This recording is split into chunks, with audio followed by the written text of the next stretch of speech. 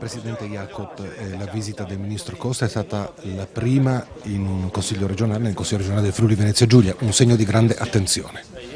Sicuramente è un gesto importante, un segno di attenzione rispetto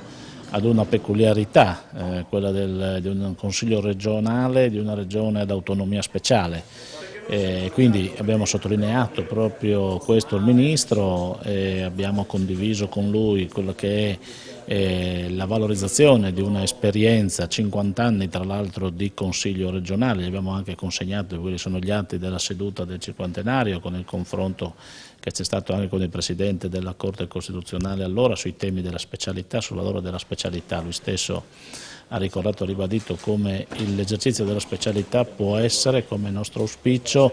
un esempio da coltivare a livello nazionale per quanto attiene proprio i temi del nuovo regionalismo, cui l'Italia dovrà sicuramente, il nostro Paese dovrà sicuramente affrontare con la riforma costituzionale che è in itinere e che sarà probabilmente confermata con il referendum confermativo. A questo punto abbiamo anche informato il Ministro che stiamo lavorando in sede di Consiglio regionale con una commissione apposita proprio per avviare la procedura di revisione dello Statuto e anche come sia oggi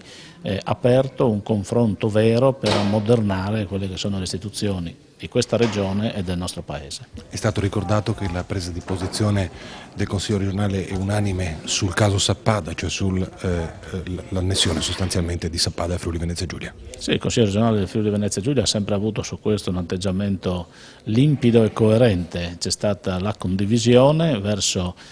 quello che noi diciamo, e ho detto al Ministro, il ritorno di Sappada alla comunità friulana. Sappada ne è sempre stata parte, anche se i confini amministrativi disegnavano un'altra realtà, ne è stato parte per la sua realtà culturale, storica, linguistica, identitaria, e quindi il Consiglio regionale ha sempre riconosciuto questa posizione e in tutti i suoi atti ha sempre confermato questa volontà. Lei ha presentato una lettera sul caso Sappada. Sì, abbiamo parlato ovviamente dei temi che riguardano i rapporti tra lo Stato e la Regione, i prossimi accordi finanziari dei quali abbiamo già iniziato la discussione e ovviamente è stata anche l'occasione per poter parlare dei temi di attualità. Ho consegnato quindi una lettera al Ministro Costa, ripercorre in qualche modo la storia di tutti i passi che sono stati compiuti negli ultimi 8 anni fino ad arrivare all'Aula del Parlamento. Io credo che vi siano le condizioni per dire che Sappada debba effettivamente tornare in Friuli Venezia Giulia, ci sono tutte le condizioni, i passaggi sono stati fatti, riteniamo anche che si possa ragionare con il Governo per impedire quella frammentazione del territorio che alcuni temono e che magari è giustificata, però la situazione di Sappada mi pare di poter dire sia diversa. Nell'incontro di oggi sono state indicate alcune traiettorie anche per quanto riguarda la difesa della specialità nei prossimi appuntamenti. Importante il lavoro che sta svolgendo il gruppo che si occupa in questo momento di delineare quelli che saranno i procedimenti legati alla cosiddetta intesa all'indomani della riforma del titolo quinto ed anche le norme di attuazione. Stiamo lavorando per questo in modo molto attivo e devo dire che già i primi risultati si vedono e quindi riteniamo che insomma in tempi brevi si possa avere anche la conclusione della discussione. Ministro Costa, lei ha riservato al Friuli Venezia Giulia la sua prima visita a un'istituzione regionale, si è parlato dei temi della specialità ma anche del caso Sappada, a proposito del quale la Presidente Serracchiani le ha presentato una memoria.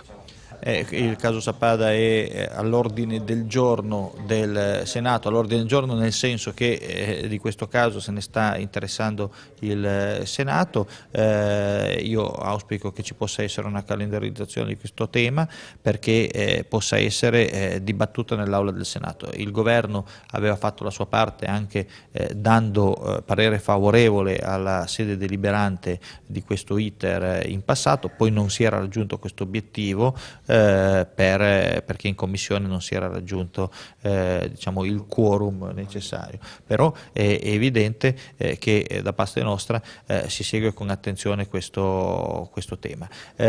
Ritengo però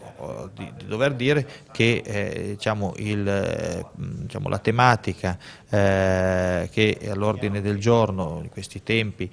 con il provvedimento della Giunta regionale del Veneto, con altri temi di attualità, deve essere affrontata in modo organico e certamente questo caso è un caso significativo, diciamo, ma non certamente risolutivo di quelle che sono queste dinamiche. Il sigillo del Consiglio regionale